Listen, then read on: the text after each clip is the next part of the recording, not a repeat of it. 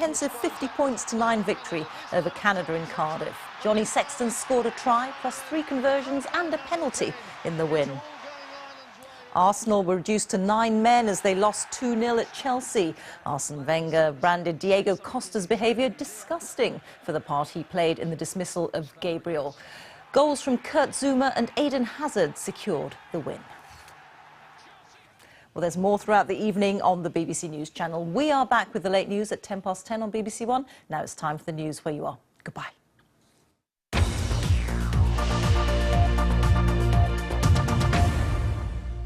Good evening. Campaigners fighting changes to the High-Speed 2 route through the West Midlands say they're being denied their right to protest in Parliament. The Transport Select Committee will hear objections from some protesters in person, but 35 of them have been told they can't because the impact on them isn't great enough. James Boville reports. People in Hampton-in-Arden are fighting hard against changes to HS2. They say will turn their village into a rat run. They've petitioned Parliament's Transport Select Committee to object in person. But others from across the West Midlands have had letters telling them they can't. HS2 Ltd have decided to challenge petitions from Stoneleigh, Kenilworth, Burton Green, Balsall Common, Berkswell, up in Hints in Staffordshire as well, and various other places that are affected by these amendments. The letter says the Secretary of State has decided that a formal objection should be made to some of the petitions being heard, including yours. We therefore enclose a formal notice of objection to your petition. But HS2 bosses say everyone's voice will be heard. Where people have been challenged and they feel they've got an argument against the challenge, they can do it directly by appearing at Select Committee and putting their views to Select Committee, who then can make the decision ultimately. These petitions relate to a series of changes made to the High-Speed 2 bill in July, like this viaduct here in Hampton-in-Arden. But the MP for this area says that hasn't given people enough time to challenge them. We're now getting into the nitty-gritty, really important final changes to the route and the surrounding infrastructure. And actually it's very important that that aspect of the process is not curtailed. Many say the economic benefits of HS2 to the West Midlands are huge. 100 new jobs were advertised at a careers fair in Birmingham yesterday. But campaigners say that's small comfort to thousands more whose lives are being turned upside down. James Boville, BBC Midlands Today, Hampton-in-Arden. The new Bishop of Gloucester formally began her role today. 1,000 guests at the city's cathedral saw Rachel Treweek presented with her pastoral staff. As the first to run a diocese, she's now the most senior female bishop in the country. This is the start of it, which actually I'm really glad about, because I first stood in this cathedral on March the 26th when my appointment was announced. And it's been a very long journey. I was just quite emotional thinking about that now I'm arriving as bishop, and yeah, exciting, looking forward to the adventure ahead. The Worcestershire and England cricket all-rounder Moeen Ali has been in Birmingham, opening a £2 million sports hall.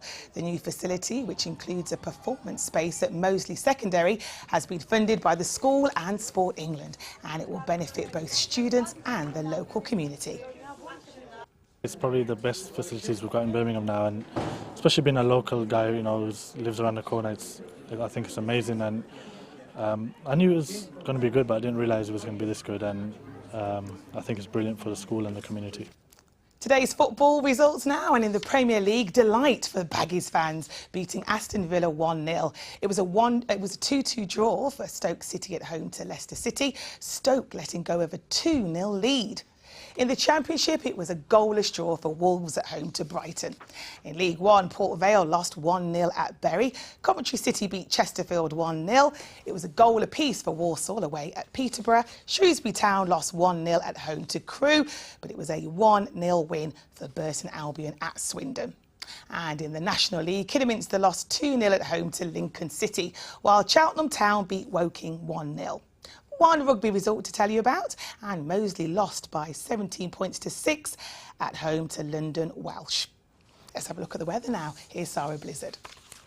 Good evening. Well, once the fog finally cleared today, it was nice to have a pleasant day, but it's coming back again tonight. We've got the clear skies, so the mist and fog will soon start to develop into the early hours, and we could actually see some fairly dense fog patches around, and quite a chilly night too. The temperatures dropping to a minimum of 7 Celsius and possibly even lower in rural areas, probably closer to 5 or 6. So a foggy start to the day. That fog again taking its time to clear, and although there will be a little bit of brightness at times, the cloud will generally start to increase from the west. It's going to bring a weather front through later through the evening, but daytime temperatures tomorrow again in the region of 17 Celsius before we see a wetter start to next week.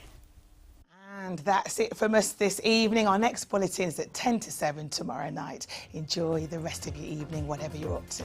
Take care.